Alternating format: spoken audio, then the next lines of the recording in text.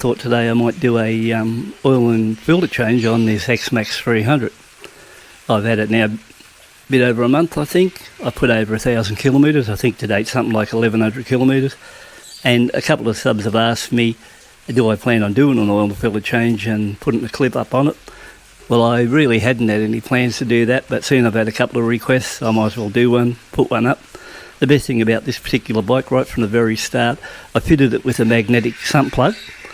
And in doing so, I just was sort of curious compared to other bikes, what the Yamaha would be like after the first 1,000 kilometres. Would there be any metal residue on the plug itself? So the only way to sort that out and give me the answer I'm after is just fit it right from the start. So like I said, it's done about, I think it's 1,100 kilometres on it now. So we'll see what we got. We have got 1,092 Ks, and it says welcome aboard, and there it says our oil service. So what I'll be doing, oil, filter change, and then reset that so I don't have to see that warning display. Now if we look down underneath the bike itself to where the sump is, like so. So if you look at that point there, that's a magnetic sump plug. I fitted this from the start because I plan on putting up quite a few kilometres on this bike, so I thought I'd look after it right from the start. Fit a magnetic sump plug, keep the engine nice and clean, and do regular oil changes regardless of what some people think about regular oil changes. Some people think it's a waste of time, but in my case I'd rather just, oil's cheap and that's what I'm going to do. We've got an aftermarket magnetic sump plug here, which is a 13mm, so I'll be getting it off. Haven't got what you call a proper bucket here to get under it, so this one will do. So sump plug out first. There she goes. Now while that's draining, we'll have a look at this magnetic plug, and tell you what, it looks pretty clean. So we'll just let that oil drop a bit. We'll have a close look at the plug. Now this is going to be hard to see with the GoPro, but I've already taken close-up shot with the other camera and it should come up a little bit better than what we've got here. So once again, this bike has travelled just virtually 1,100 kilometres. So like I said, the oil change was due at 1,000, but 100 kilometres neither here nor there. It's got plenty of oil in it, that's the main thing. Now guys, I've taken a photo of the magnetic sump plug and I'll put that up on the screen with it, and I tell you what, these are very clean motors considering it's done 1,100 Ks and hasn't got much metal on it at all.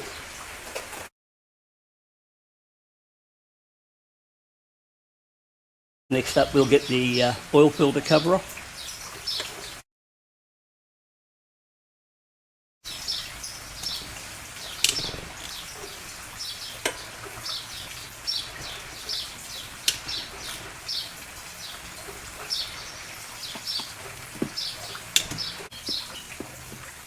Although I will say one thing, if you plan on doing an oil filter change on your Xmax yourself, there'll be no trouble because it's fairly simple, easy to get at.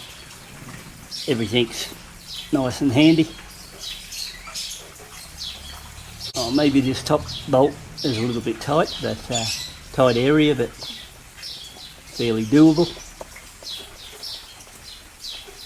One thing I always like doing with these new bikes when I get, I always like to give them plenty of oil and filter changes, because over the years that'll probably be the cheapest part of your bike.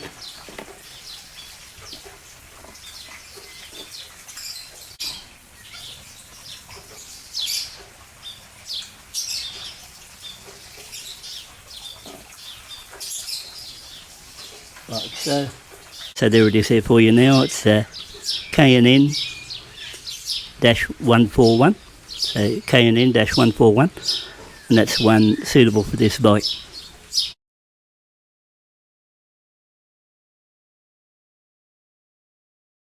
As far as oil goes, on this bike I'll be using Gulf Western. It's 10W-40.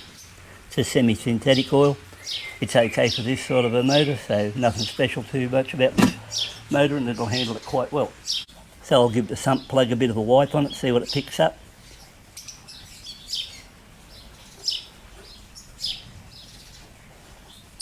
Of what residue I got off the magnet. Sump plug bolted back in. Oil filter, pre-oil, ready to go in now.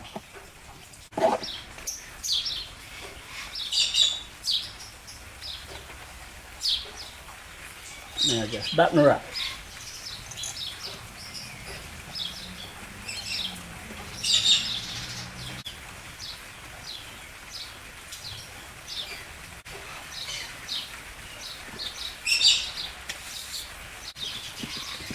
Bring it in till it dads up against the other housing, then stop.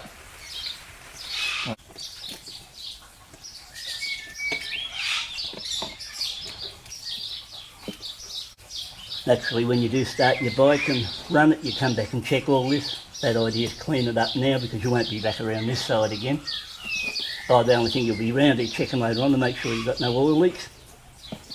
So here's the oil I pulled out of it. So I'll just pour this into another container and then we'll have a look in the...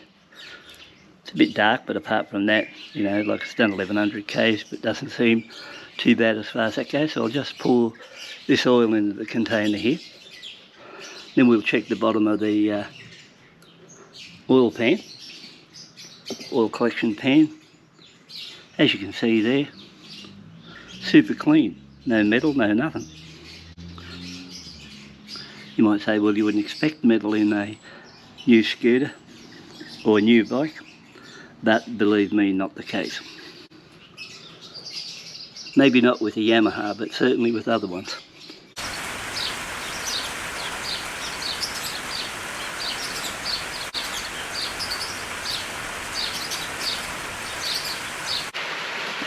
Yeah, so one thing I like doing is when I get a new bike, I'd like to see how much oil was in it when I first purchased it from the dealer.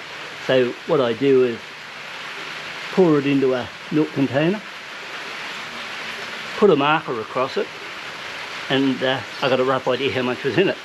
So I think these Xmax 300s are supposed to take about 1.5, 1.6 litres.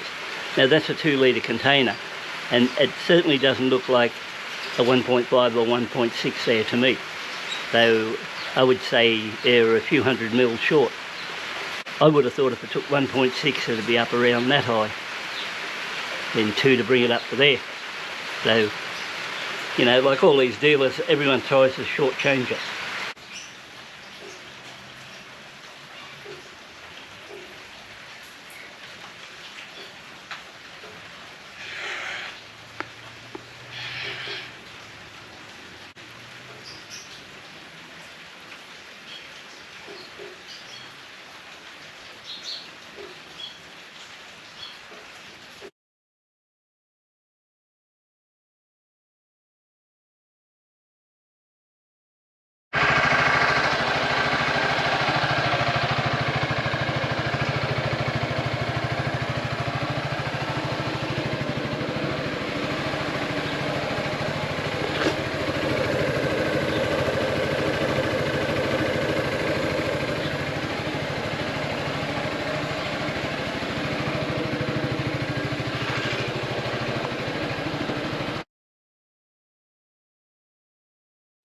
Okay guys, we've done the oil and filter change now, so let's see if we can reset the inspection light on the dash. So to do that, press the ignition, 2 clicks to the right, bring her up here onto the display. We'll probably see service light come on now. Okay, oil service.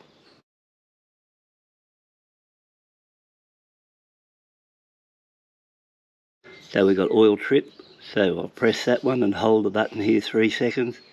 Now it'll start flashing. Release it, press it again and count to 17.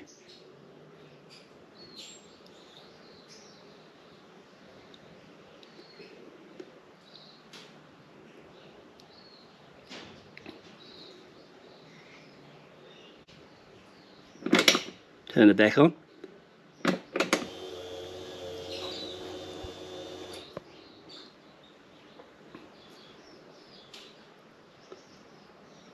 And it's been reset.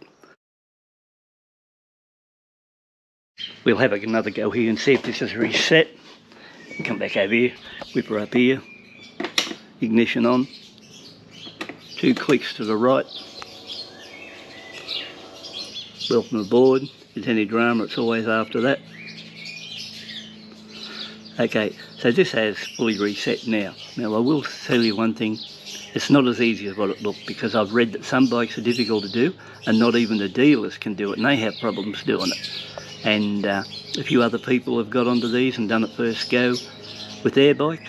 But first thing I thought, seeing this is a 22 plate bike, that maybe they had made some adjustments to this particular scooter to stop people from going in and changing things like that, where you know yourself, if you get rid of that warning it tells you it needs an oil change or service, if they made that compulsory and on there permanently, that'd be a good enough reason for you to go to the dealer in the end to get a service done, so you wouldn't add it. And that's what I thought happened to mine on this 22 model. So I ended up getting on Google, did a few research, and I found out several people had had the same problem. Some people get on in their particular bike, maybe the older version, went through it quite easy, but one guy in particular with a 21 plate bike, he had great difficulty getting it, and he attempted half a dozen times before somebody mentioned to him to try this or try that. Well, I tried what they said and it didn't help me much, and I just persevered with it and went to the last one, which gave a 3 seconds on the oil trip when it come on, release, and then let it count to 17. Now some of them said don't let it go any further than 20 seconds, because I tried everything. I took it up to 30 seconds, 1 minute holding the button, everything. But in the end, that sweet spot apparently was, 3 seconds for it to start flashing, and then 17 seconds after that. Once you press and hold the button for 17 seconds, release that button, turn the ignition off, then turn the bike back on, and hopefully it'll go. If it doesn't hit the target first time, you've got no choice but keep going, because I actually thought this 22 plate bike was really not capable of being programmed. But it's doing it now, everything's right, so keep that in mind. You will get it if you persevere enough and keep at it. So once again, thanks for tuning in, taking a look. Catch you later.